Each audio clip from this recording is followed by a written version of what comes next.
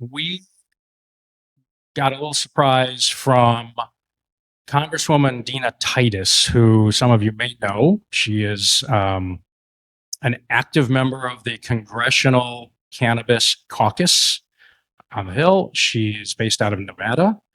She wanted to be here, could not. They're very busy. A lot of stuff going on.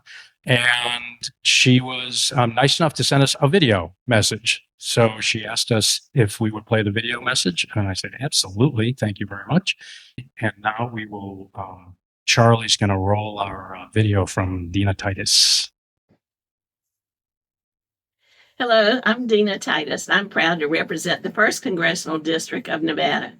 Thank you to the International Cannabis Bar Association and President David Ruskin for hosting this important conference. I wish I could be there in person, but it's an honor to speak to you all virtually to discuss my work pushing cannabis reform on Capitol Hill.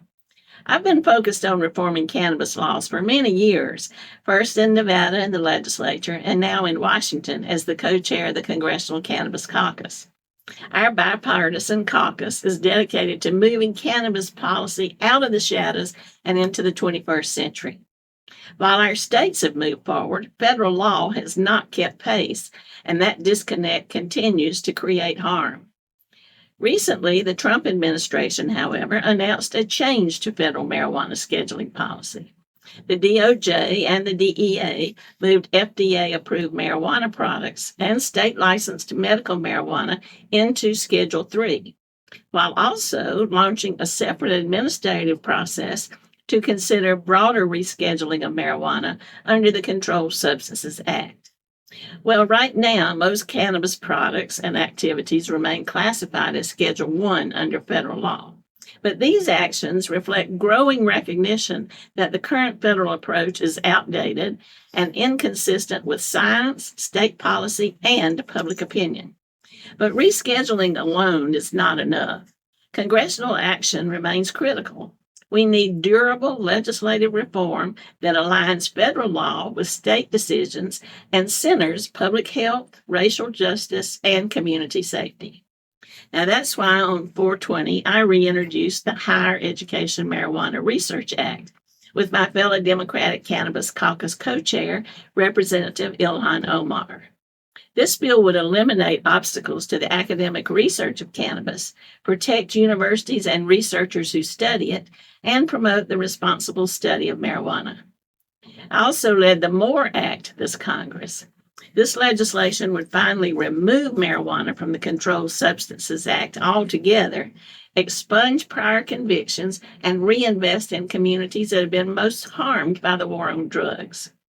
In addition, I've introduced the Evidence-Based Drug Policy Act, which removes outdated restrictions on the Office of National Drug Control Policy.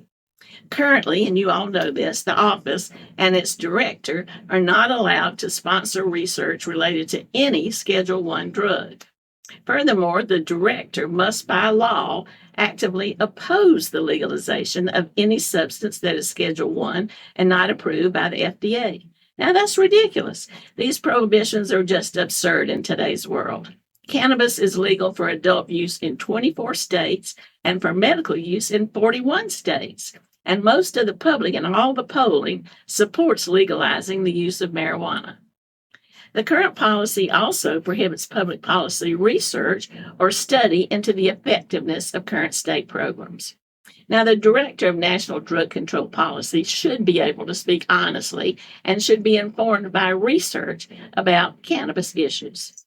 Passing my bill would be a meaningful step to getting rid of the stigma against regulated cannabis that exists at the federal level. I also support the Veterans Equal Access Act, which allows VA healthcare providers to just discuss medical cannabis with their patients without fear of federal repercussions. In fact, I recently joined our Republican Cannabis Caucus co-chairs, Representative Mast and Joyce, in filing an amendment to the FY27 MilCon VA appropriations bill. This would protect veterans' access to state legal marijuana programs. This amendment, thank goodness, was made in order and ended up in the appropriations bill that passed the House on May 15th, 2026. We've just got to keep that momentum going.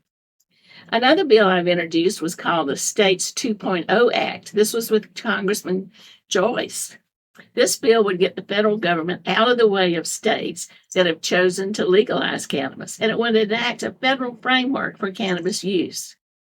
I also support the Safe Banking Act, which would allow state legal cannabis businesses access to traditional financial services and provide safe harbor protections to financial institutions, lenders, insurers, and others serving the industry, ensuring they are not penalized for offering services to cannabis businesses.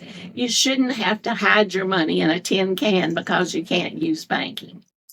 Together, all these bills reflect a shared understanding. Prohibition has failed. Criminalization has caused lasting damage to our communities, and incremental executive action, while helpful, cannot substitute for comprehensive congressional reform.